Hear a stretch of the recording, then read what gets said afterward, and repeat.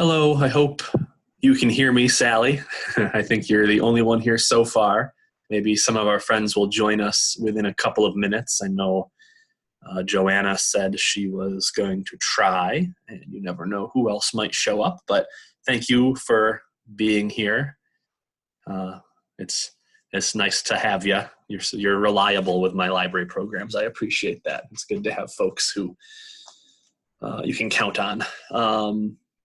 And hopefully you can hear me. I've noticed people typically seem to be able to hear me even before their own audio speakers connect. There are their microphones. I see that your microphone doesn't appear to be connected yet, and that's okay. We are just going to be listening to me today as we just kind of practice our pronunciation of vowels. I see I've got a chat coming in. Oh, okay. Sally doesn't have any sound. Okay. Okay, I see. All right, so let me figure that out. I'm going to pause the recording of this for a sec. All right. Well, good morning. Bon matin, bonjour. Thank you for joining us. We're just going to do a quick overview of French vowels just for the heck of it.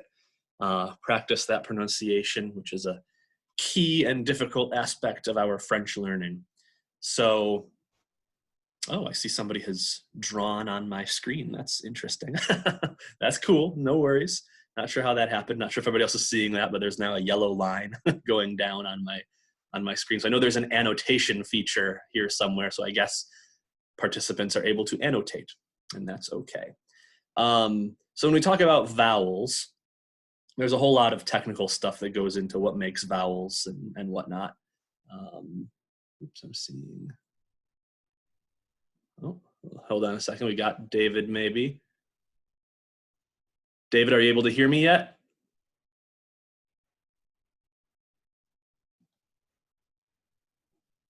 I'm just going to turn off the video. Still not sure if David can hear me, but I know he's there. So we'll just press on, and this will be available as a recording after the fact. So if people aren't able to hear me or people aren't here, they can look at it later if they wish. But okay. Yes, vowels. Lots of technical stuff about what makes vowels work that I'll send you a little article from Lawless French after we are done here. But two main kinds of vowels that we'll go over today, and it just all has to do with where the air is coming out of our bodies when we pronounce them. So the first set is oral vowels, which, as you can imagine, means the air is passing from our throats through our mouths. And these are your basic vowels. So I'm going to present it, and we have little pronunciation examples. If you don't feel too silly sitting at home pronouncing back to the computer screen, feel free to do so. So we have the letter A, which in French is A, so say A. Très bien. And a good example using A is the word banane. Banane. Répétez, banane. Very good. All right, excellent. Then we have E. So E is where things start to get a little bit more complicated. In French, the E letter is pronounced E, as in je regarde. So E, je regarde. And you can read more about this in the material I'll send you, but this version of the letter E is known to linguists as the schwa. It's like a sort of a neutral vowel sound that kind of fits in a lot of places. In English, any vowel can make the schwa sound. In French, only the E makes the schwa sound, and only when it's unaccented and when it is the end of a syllable. So in a one-syllable word like je, it's automatically the end of a syllable, so it's je. Or regarde, it's the end of that r syllable. So it's the schwa sound. Also, if there is an unaccented E at the end of a word, that is also the schwa, typically unpronounced, unvoiced, mute in French. So je regarde, you don't pronounce that E at the end, except when you get into things like lyrics, poetry, things where meter and rhythm are important. You'll hear the French include that sound to make it prettier and the rhythm kind of go the way the poet wants it to. So if this were a song, you would pronounce perhaps je regarde with that little almost swallowed but not quite schwa sound. So that's the letter E, in French. But then, of course, you have accented E's. So this is E accent aigu, accent aigu, which is pronounced roughly E, as in l'été. Répétez, l'été. Très bien. So that's accent aigu. And then you have other E sounds, and this is a little bit confusing because you can't just have a plain E like we saw with the schwa, but if it's at the beginning of a word, then it has the same sound as the E accent grave or the E with accent circonflexe. E accent grave, E accent circonflexe. And this is pronounced E, sort of like in the English word set. So it's not that E, it's not A, it's E. Elle a la tête pour la phénomène. Elle a la tête pour la phénomène. And you see there are 3 different types of this kind of E, all pronounced the same way. Elle, tête, phénomène. So it's that wide open E sound like the English set. And there are a lot of words in French that you see this, and the English speaker doesn't really pick up the distinction between this sound and other E sounds because of the way our mouths work. So like if you see père and mère, the words for mother and father, those are spelled with an E accent grave over those first E's, père, mère. People make the mistake of thinking that's like a père, mère kind of sound. But if you really listen to the pure French pronunciation, it's p, e, e, r, père, m, mère. So if that makes any sense. All right, so that is our accent grave, circonflexe, or just at the beginning of words. And we have the I and the Y, I and Y. And it is typically pronounced I. Répétez, I. Good. So you've got il a fini. Très bien. And j'y vais. J'y vais is the I sound. All right, we have 2 kinds of O's, the closed O and the open O. So the closed O you will see, sometimes it's spelled with the circonflexe over the O, and it's often at the ends of words and in the middle of words. So it's that nice round, similar to English O sound. Allô, c'est trop rose. O, closed O. You feel like when you say O, your lips and your throat, they're all just kind of tightened up a little bit. That's why it's a closed O. Allô, c'est trop rose. Allô, trop rose. The closed O. And we have the open O. And this is like the O in the English word son. Notice how the child, the boy child of your parents' son.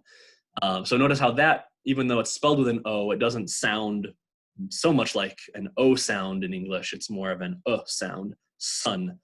So they have that in French as well. And this is where you have an O without the circonflexe. And you just kind of got to learn where else it hangs out. Differentiate it with words that use the closed O. But here are some examples. Le voleur sonne le sonneur. So it's not le voleur sonne le sonneur, it's le voleur sonne le sonneur. So répétez, voleur, sonne, sonneur. And this is kind of a silly sentence. The thief wouldn't ring the doorbell, but I don't know, you never know. Different kind of a thief. So this is kind of similar to that E sound. It's not the most comfortable sound for us when we look at the letter and think, oh, you know, it's an O, so it's got to be that rounded O sound. No, not always. Just like that E is not always that distinct E sound. Sometimes it's eh more than e. In this case, it's more than O. So voleur, sonne, le sonneur. All right, then we have the U, U. And this is a wonderful sound that does not exist in the English language. So English speakers do sometimes have difficulty with this one. They want to just say ooh, like we're saying, you know, ooh la la, wow. But U is a very distinct, tight ooh sound. Your lips are tight. Ooh. It's kind of coming, you're forcing the air up through a constricted throat and through that constricted set of rounded lips. And one of my French teachers always had us stick our index fingers into our cheeks so we could feel that we are really tightening it up, and you can almost feel your cheeks sink in. So like imagine your annoying aunt or grandmother poking you in the face as you say this. It's almost got an E sound to it, a rounded E sound. But it's how they render the U sound. So tu as vu. It's not tu as vu. There are other ways that U sound comes in if they need it, but this is tu as vu. So répétez, tu as vu. I'm sure you're all doing wonderfully. All right, so those are the 5 regular vowels. Now there are such thing as semi-vowels, and these are things where, because of the way they're placed in the word, in the syllable, you get a little bit of a consonant, semi-consonant sort of feeling to the vowel. So we'll see what we mean by that. The letter I, E, when it's followed by E, O, and often L, becomes E. You see that has that little Y connected to the end of it. E. That's why it's a consonant. Vowels are simply sounds passing through your vocal instruments. When you get into consonants, that's when you're starting to move your mouth. You're using your lips, your teeth, your tongue to create those sounds. And so these are semi-vowels because when you say E, you can feel your tongue move to create that Y sound. You can't just keep your tongue still. You have to move it to make these sounds. So, la fille va bien. So when followed by E, O, and often L, it becomes that I. La fille va bien.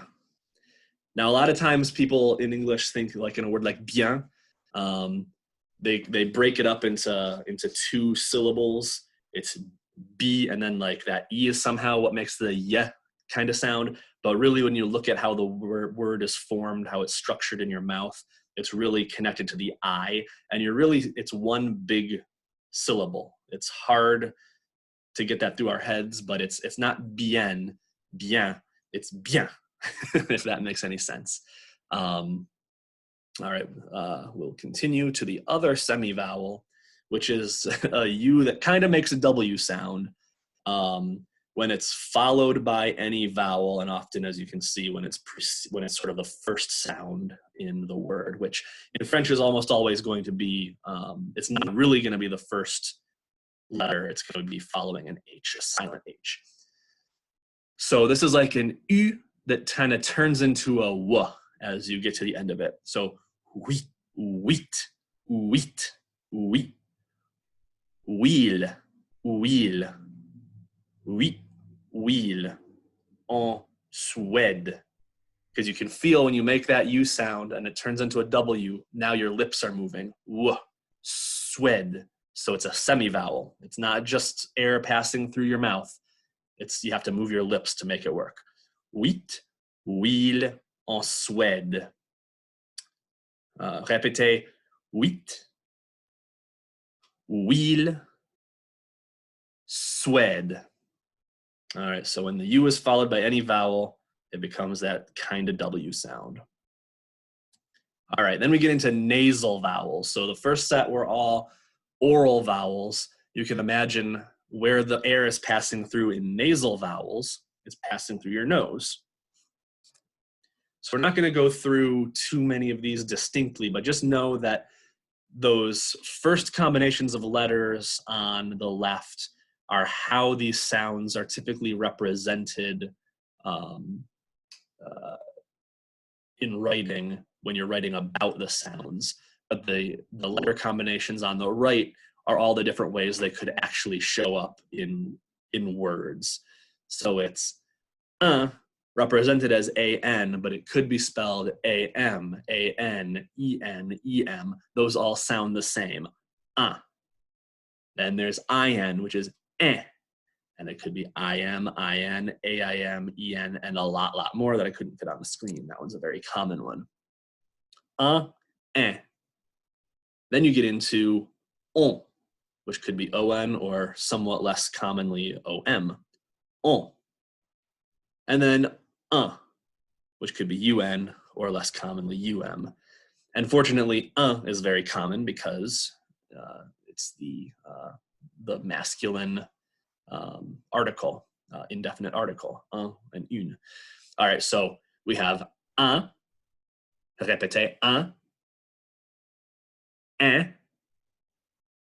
on, un.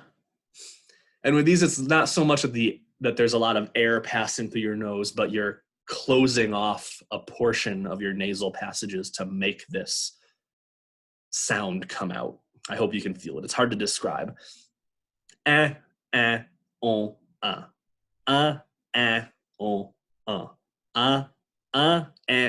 on. Very strange. Let's see, I think I put in some examples here. Whoops, I didn't mean to escape. We will go back to share. Oh, sorry. Present, not share. Okay. So some words that use that first sound.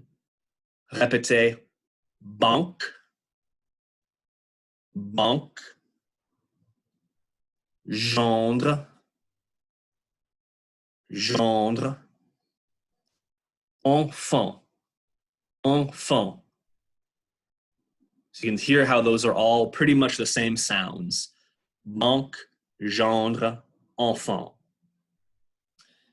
Then we have the IN sound, that un. So répétez, cinq.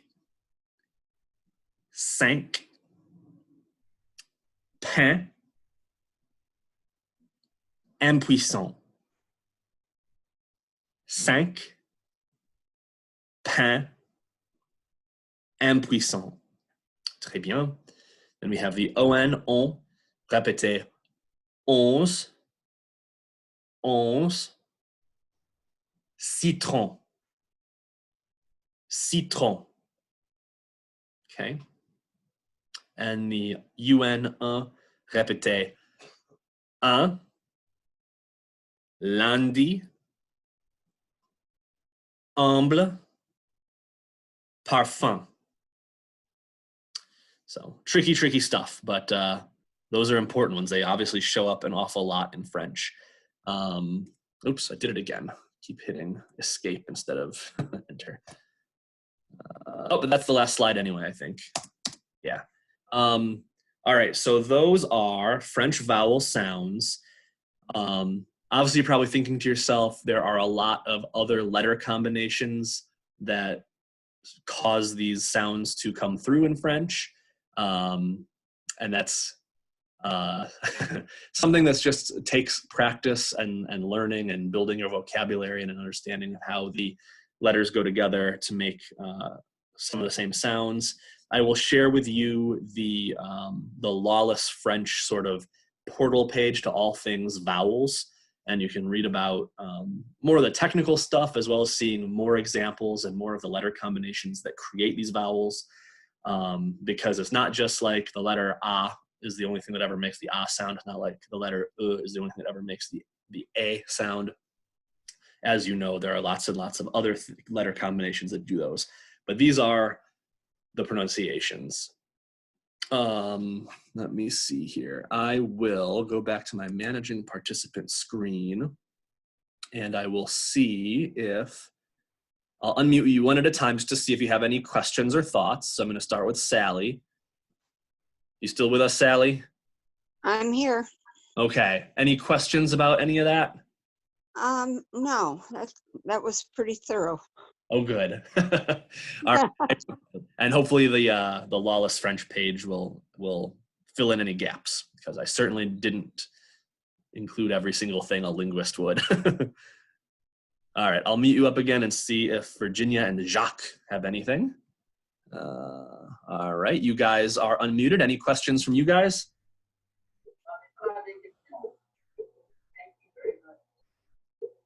It's a little hard for me to hear you, but I think I heard you say thank you.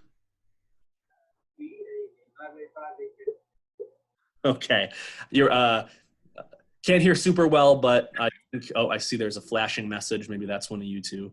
Let's see here. Oh, okay. Sally asked if I used a PowerPoint to do the screens. I actually used Google Presentations. It's in the whole Google suite of like Google Docs, Google Sheets, all those things that you get from having a Google account or a Gmail account. I use that, and then it's just stored right online. Oh, she asked me that privately. Sorry, Sally. Hope that wasn't a secret question or anything. But yeah, it's really helpful to do it that way. Okay, muting you all again. Thank you for attending. I see David. I don't know if maybe his sound didn't work, so he dodged out on us, but maybe I can work with him to get it to work for next time. I will come up with some other fun way to practice French for next week sometime, okay? Thank you all and have a good day. I'll talk to you soon.